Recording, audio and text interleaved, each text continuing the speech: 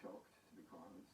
Shocked. The campaign of the Waspy Women has gone on for a very long time. They've been absolutely brilliant campaigners, getting the image across and getting the story across.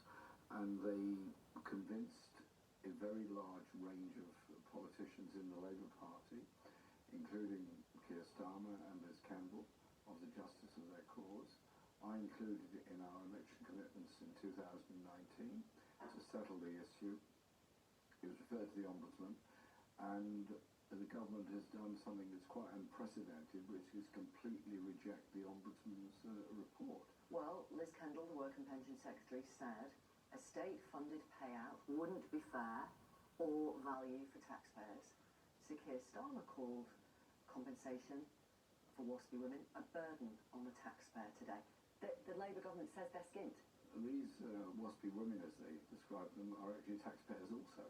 And they're people that have made an enormous contribution to our lives and society. They, I believe, have been unjustly treated, and I think the idea that you should sort of set them up as people that don't merit recognition for the injustice they've suffered, I think it's wrong, and I think the government will come to rue the day they've made this decision. It's interesting that you say the government will come to rue the day. What do you mean by that? Because Sharon Graham of the Unite Union has said the government needs to turn back because voters will not forgive them. What do you... Well, I agree with Sharon's analysis there. The point is that a message was given by Keir Starmer and Liz Campbell, pretty clear, that we will do something to help the Waspy Women. They were given the opportunity through the Ombudsman's report. The payments required, which they've estimated at up to 10 billion, would not all have been paid in 1 year. It would be over quite a long period of time.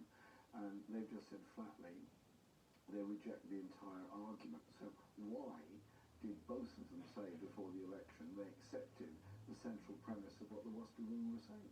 Perhaps because now they've gone through the Ombudsman's report in detail, and, for example, they say letters were sent out to all those affected. 90% knew that the changes were coming. Liz Kendall said today there was evidence of considerable awareness of the changes. Not only that, the state pension age for women increased 1 year at a time, so they probably wouldn't get to the age of 60 and only then realise they couldn't claim their pension until 65. Letters were sent. Were they all received? I don't know. Were all the women concerned aware of it? Clearly not. According to the IFS, most of the women affected aren't in need, despite the fact that when she was in your shadow front bench, Angela Rayner claimed in 2019 that millions were plunged into poverty by the state pension age changes. Full facts say about 10% were probably in relative low income. Most of them aren't in need. Listen, if they are in desperate need, and they're in desperate need, then obviously need help.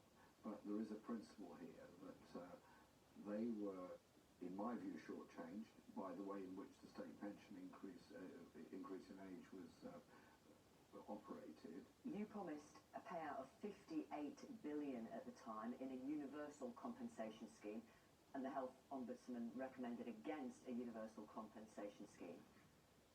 58 billion.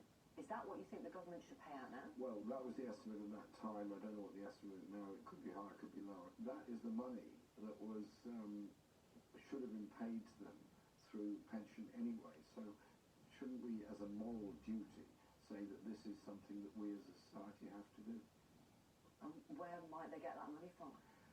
It would come from all of us, from our taxation. It would come also from government reserves. But the budget has gone through, another budget will come, and this money doesn't all have to be paid out in one go. It is over a considerable period of time that would be paid. So, yes, it should be paid. Can I, as you're here, ask you about the informal group of independent MPs you've got together around common causes? Are you going to register yourselves as a political party next year? Not as a parliamentary group, no. We are an informal parliamentary group, the Independent Alliance of MPs. We are 5 of us. We work together, obviously, on issues surrounding social justice and poverty in Britain, surrounding issues on the Middle East and so on, and we're happily working together, and I believe very effectively. We do not intend to become a political party of the Independent Alliance of MPs. Why not?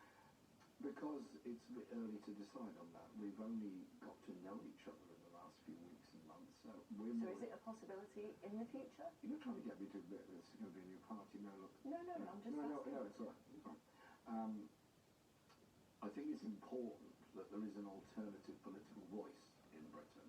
I think that will come from the very large number of independent councillors and independent groups around the country that are campaigning on issues of the two-child benefit cap, on issues of the winter fuel allowance, on issues of housing, and issues such as we've been discussing, such as WASPy women. Nigel Farage met Elon Musk at Donald Trump's Florida residence yesterday. It's been reported that Elon Musk may want to donate potentially up to $100 million to reform. What would you think if that happened? I'm shocked, absolutely shocked. The idea that somebody such as Musk, with those amount of money, would pour it into British politics in order to get a populist like Farage elected. We need to clean up our act on political party funding, just as the USA needs to clean it up even more. It has to be limited and it has to be totally transparent. Musk pouring those sums of money into our politics over the next 4 years is, to me, quite frightening. So should Labour tighten up the rules on donations to British political parties? Yes, it should. Including trade union donations? Well, trade unions are not commercial operations like Elon Musk and don't have the selfish interest of Elon Musk. A trade union represents its members. It's a democratic organisation. That's a completely different thing. Right. And the political fund has to be voted on by the members of the union, whether they have one or not. Jeremy Corbyn, thank you very much for joining us. You're most welcome. Thank you.